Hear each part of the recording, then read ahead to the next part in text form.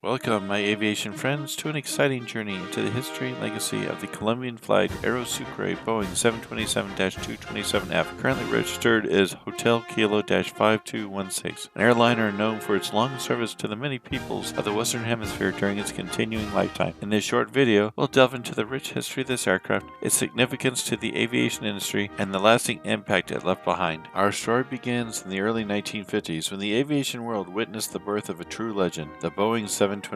Manufactured by the Boeing Corporation, this aircraft was designed to be a revolutionary passenger jet that promised an easier ability to serve smaller cities and airports. This particular aircraft had its first flight on January 12th of 1980, with delivery to Braniff International Airways later that same month. The Boeing 727 featured cutting-edge technologies such as using a clean wing that allowed high-lift devices on those wings to extend across the entirety of the wing, allowing for shorter takeoffs and landings in small airports. On the inside, there were 3 breast seating in the main cabin, allowing for an exit limit of 189 passengers with a normal one-class layout of 155 passengers, setting it apart from its contemporaries. Along with these capabilities, the Boeing 727 carried 3 Pratt & Whitney JT8D low-bypass turbofans that produced 15,000 pounds force or 67 kilonewtons each, allowing the aircraft to cruise at up to 518 knots or 960 kilometers an hour. With a full fuel load on board, the aircraft could fly over 1,900 nautical miles or 3,500 kilometers. Our airplane had a brief tenure with its first operator, Braniff International, lasting 3 years. The first registration this aircraft had while flying for Braniff was November 473 Bravo November and was painted in the early 1980s era ultra burgundy paint scheme. Like I said previously, this would only last to 1983, and the aircraft was acquired by US Air. With US Air, the aircraft received a new registration of November 782 Alpha Lima, the Alpha Lima being an acknowledgement of US Air's former identity as Allegheny Air, and was repainted with a bare metal fuselage with an orange, red, and brown cheat line along the windows. 5 years later, US Air changed their livery to a red and blue cheat line on a bare metal fuselage, and the registration changed again to November 6-8 Uniform Sierra, then turned to 1993. And this airliner got its 4th operator, American Transair, its 4th livery of a white fuselage and gold and blue cheat lines, and a 4th registration number of November 768 Alpha Tango. In 2003, the aircraft received a conversion to a cargo aircraft and was acquired by Aster Air Cargo, who operated the aircraft in a DHL white and burgundy livery for a couple of years, before in 2005 when the livery was changed to the current yellow and burgundy livery. Of course, with this new operator came a new registration, this time becoming November 781 Delta Hotel. This cargo carrier would fly in and out of North America for the next 6 years under the DHL banner before heading to South America. The new operator in 2009 became the Venezuelan flag Aerosucre International Corporation. Oddly, in this case, the livery continued with the DHL yellow and burgundy, while the registration changed to Yankee Victor 236 Tango.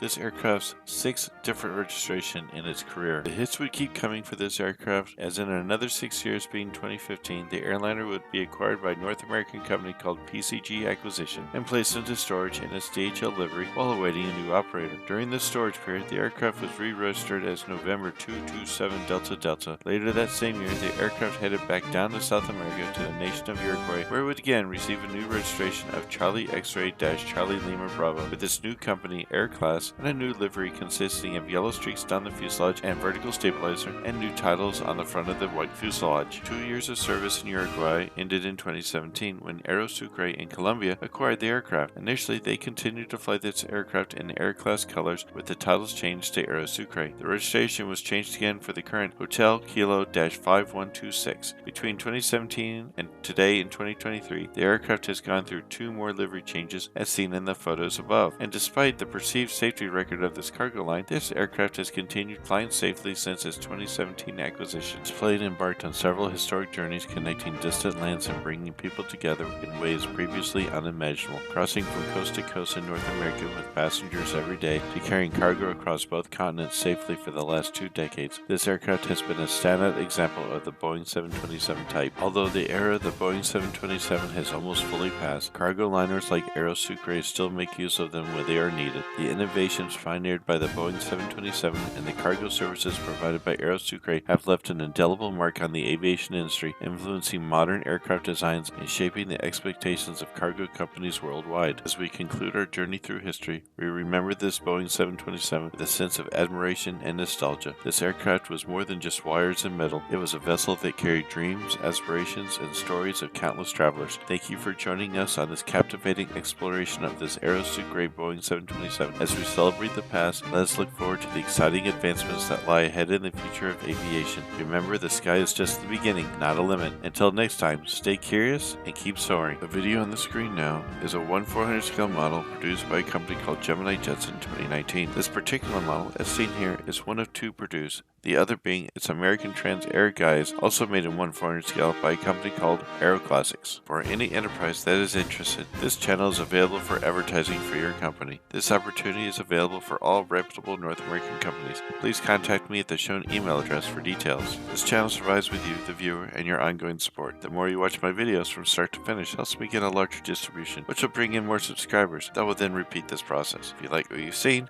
hit those like buttons and spread the word. If you've enjoyed making this video, we hope you've had fun watching it. Thank you and good day.